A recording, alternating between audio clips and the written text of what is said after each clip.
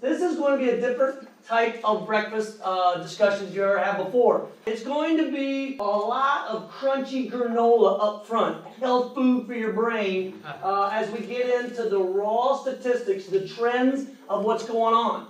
And then we're going to have a little parfait after that, which is a little bit easier to go down, which is some storytelling and some reality as far as how it's hitting home. But then what's going to make this most unique are the tables that you're sitting at, because you are a part of this discussion. You are a part of what we're doing here because we want your input, your feedback, but we really want to set the picture for disruption. But today what we're talking about is work and the future of work. And again, I think this is one that is a fascinating topic, that is another area that we're in the middle of a really important structural change here that at the end of the day results in a competitiveness issue from a community, state, and national level. So my intent here in the first 5 to 10 minutes is really just to set the stage and talk through some of the data around like what we're seeing and what's happening.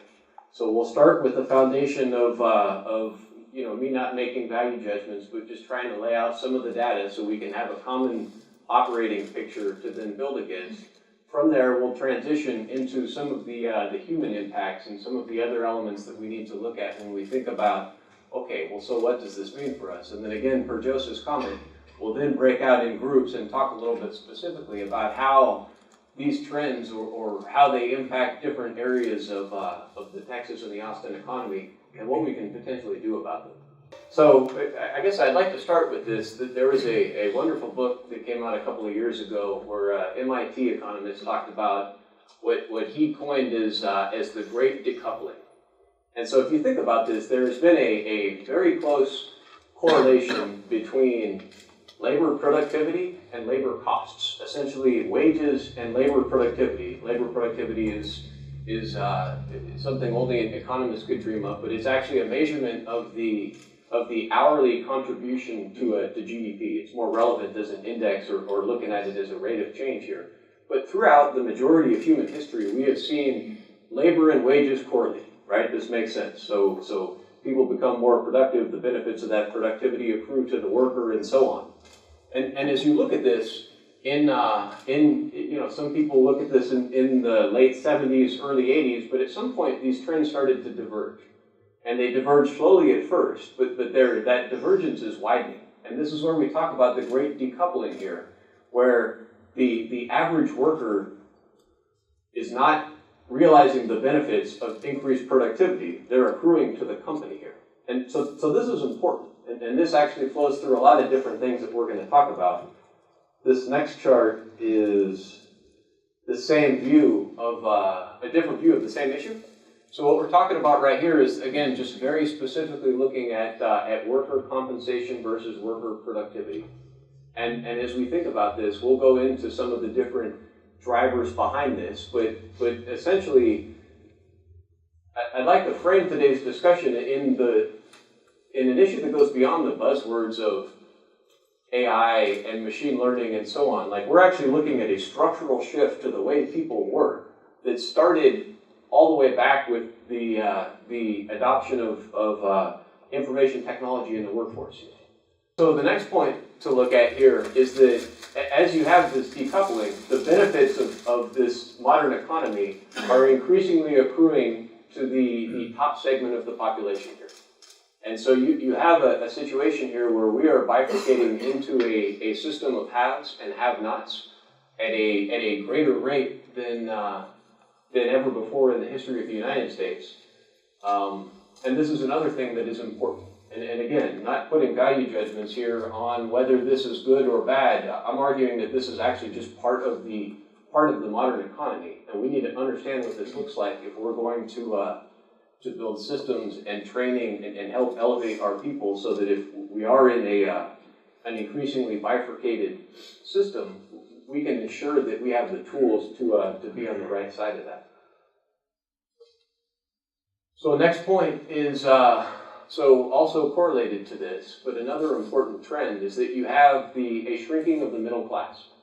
And so the median, if you look at the median distribution of wealth here, by any standard, everybody kind of measures the middle class a little bit differently. This is Pew's definition, which is a relative measurement as opposed to an absolute measurement. But if you look at the median distribution of income here, by any definition, the middle class is moving towards the left end of the spectrum.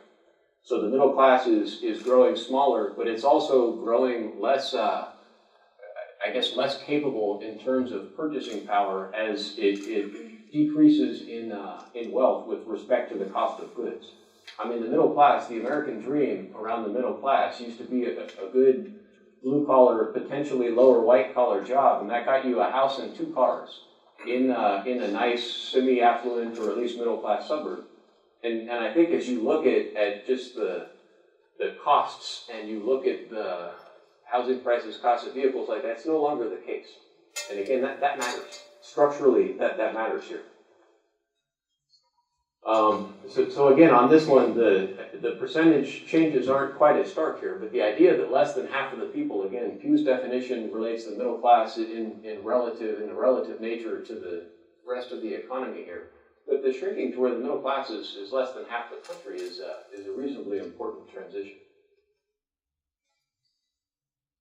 So potentially related to this is then fewer people are deciding to participate in the workforce. So this is labor force participation rate. This isn't a very commonly looked at statistic. Far more common are quarterly employment numbers, and those are important. But I think there can be a little bit misleading because they don't really show the size of the aggregate workforce.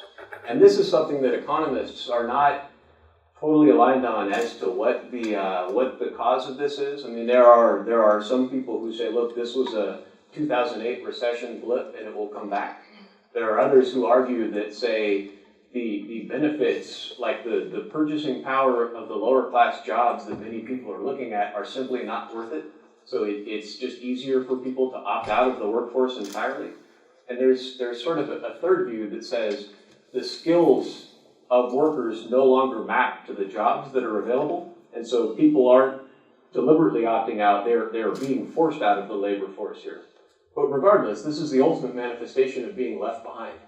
So then if we talk about the maturing robotics and artificial intelligence and machine learning and all of these different technologies that as we see in the headlines, everybody is prognosticating are going to displace different types of jobs, and there are 37 different views on exactly what that means.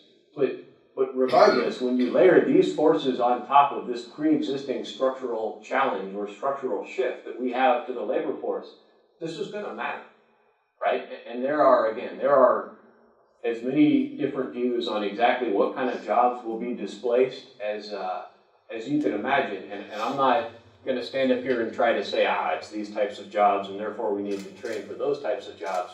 But we just really do need to acknowledge that we're throwing gasoline on this pre-existing fire of kind of bifurcation, and we need to be thoughtful about what that means for us here. And so the chart on the left is something that came out of The Economist. As they did through survey data, they tried to pull together their view of types of jobs and trends over time and so on. And again, there's a positive element to that. The idea that we've already, as a reaction to the changing shape of work, we've already started to increase the amount of these non-routine cognitive type jobs that are going to be more difficult to displace. The view on the right is kind of a confusing chart, but it's a very pessimistic view of the survivability of a lot of different types of jobs here. So that just kind of lays out those guys' view is about 40% of the workforce here is at risk.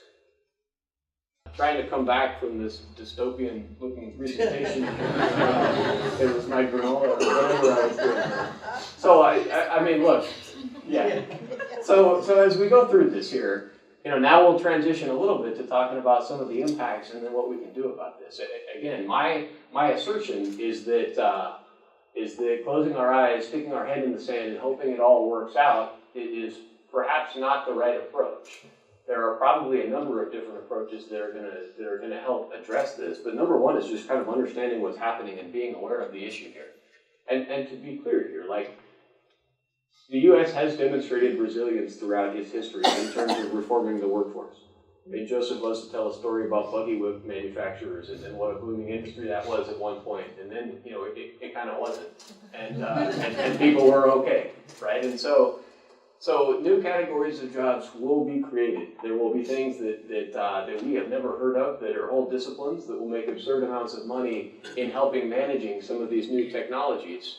But it is important that, like, as we look at all of these trends lead us to believe that this divide between the haves and have-nots is widening, and will most likely continue to widen. And I don't. Again, our intent here is not necessarily to talk about big policy discussions to change it. My personal view is that this is something that's going to happen regardless of how you try to legislate it away. But again, we just really need to look at this and understand. So if this is happening, like, being on the right side of this divide is just increasingly more and more critical. And this is not a new phenomenon. It's been important to be a trained and skilled worker for a while. But we argue that this is just really becoming very important. The light at the end of the tunnel may be a train.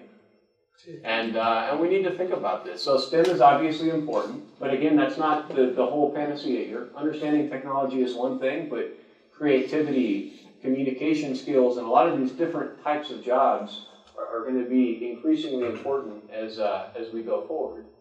And again, look, we need to be proactive, because this is ultimately a human welfare and a competitiveness issue all the way down to the family level, the community level, the state level, and the national level. And it's really important that we look at this and get this right.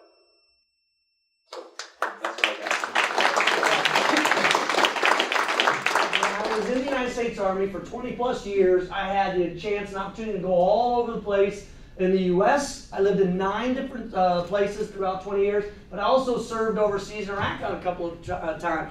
And there's a lot of different trends that we could talk about there. But one very simple fact that I saw firsthand was we, the United States military, had a hard time bringing in the recruits that we wanted from the American people. And by the way, it's not that they didn't want to join. This is a very patriotic country, and there are a lot of wonderful young men and women who wanted to join the military. But less than 20% of 18-year-olds today in the United States can even make the qualifications to get into our military, which means they lack the academic, the physical skills, or they have a criminal history that we can't wave off.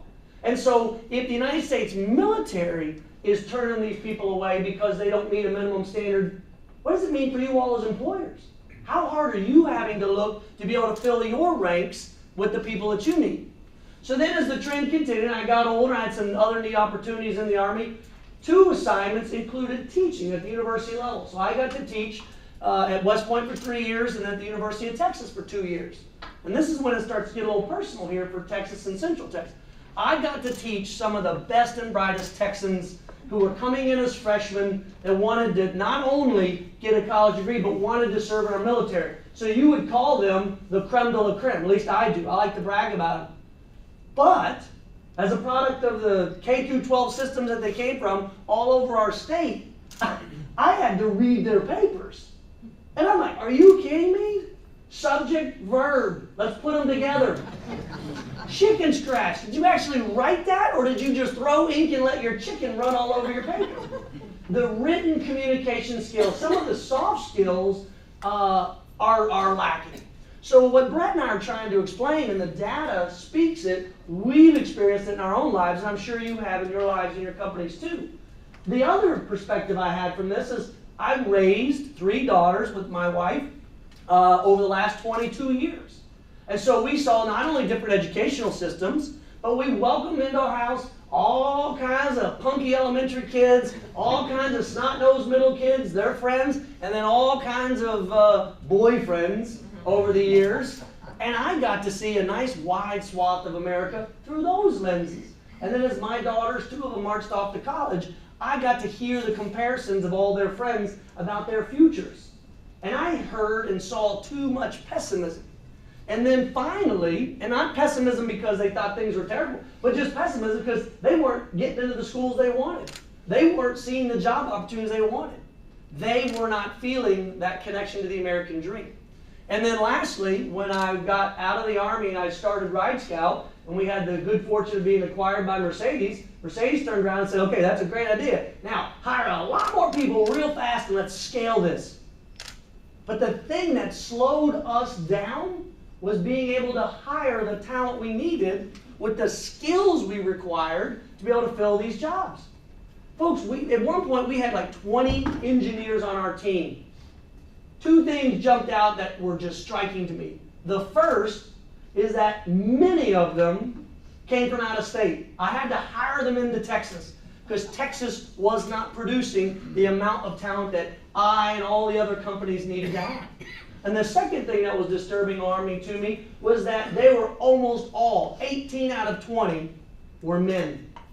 We could not find, we could not tap into that pool of talented women in the engineering field to bring them into our company. And it wasn't like I wasn't trying. I mean, I got in trouble with our own HR because I stood up in a meeting and said, I'm going to hire more women engineers. That is my focus. Oh, sir, you can't say that. You can't say about a group for hiring. I said, well, I just did. Okay? So all these experiences combined then culminated when Bill Hammond, who is one of your table hosts here today, showed me the numbers and statistics for where our own state is right now in workforce readiness and training and the education and requirements to fill the ranks of the next generation of employees in your companies. And the numbers are staggering. But let me start at the big picture. See, people say, oh, it was just a recession in 2008. We're recovering from that. Well, that was fine. We had one in 2001. We recovered from that. Well, let me be very clear about how different those recoveries were. In 2001, we lost about 5 million jobs. But the unemployment rate went up and then whoop, went right back down again. Why? Because when the dot-com world busted, it released 5 million people, whom the majority of which had very technical degrees, educations, they were engineers, they were scientists, they had the skills for the economy of the 21st century, and that economy just absorbed them like that. We lost 7 million jobs after the 2008 recession, and too many of those people have never even gone back to work. And as Bret showed in that slide about overall employment in the economy, it's gone down. They just never returned to the workforce. That's not good for any of us. Not for the U.S., not for Texas, and certainly not for Central Texas and our region. But the other staggering statistic you got to keep in mind is the economy then did shed jobs. CFOs reported, hey, guess what? We're actually just as productive. In manufacturing, we're producing more stuff as a nation than we were before. But you wouldn't know that if you read the headlines. It sounds like it's terrible. But in reality, we're producing more stuff. We're just doing it with less people. We're doing it with less people. Since the recession, the economy actually created over 16 million jobs, 16.5 million jobs. 16.1 million of those, all but about 400,000 of those jobs required a technical degree or a certification. That's staggering.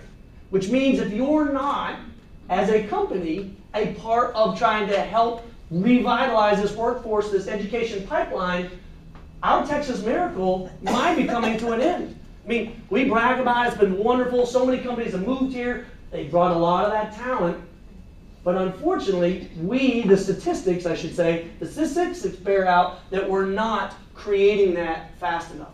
And I'll give you 2 books to think about to really bear into this, because unless you can read and contextualize this, we're not going to solve these problems. My first favorite book in this subject is by Robert Putnam. It's called Our Kids. You see, in the 1950s, when he grew up in Ohio, it was very common in his small town that the banker's kid and the mechanic's kid lived on the same street, they went to the same high school, and therefore those lines between productivity and wages all were rising together, as Bret pointed out on that slide, because they all had the same common education. The value sets in the neighborhood, the norms, the crime rates, they were all at a level that enabled and fostered upward growth. But once we as a nation started to build highways, once we started to encourage the production of homes in suburbs, we enabled through various government policies the separation between the haves and the have-nots, literally. Not just in terms of fun. They were literally able to now move out. And suddenly the baker's kid and the mechanic's kid didn't live on the same street. So the banker's kid, wherever he or she moved their family to, they still continued to care about that school. So did the mechanic's parents care about that school. But the ability to influence how those schools were built, maintained over time, and the overall focus of education started to divide. So that's the first book you have got to get into to look at that. They go into jobs, the economy, education, family, the involvement of parents. Second book you really got to get into is what everybody seems to be talking about right now, is Hillbilly Elegy by J.D. Vance. It's the first book in a long time I had to read every time I had free time. I'd be 5 minutes in between something, pick it up and go 3 pages. Put it back down again on a plane, waiting for a plane, get it out, 40 pages.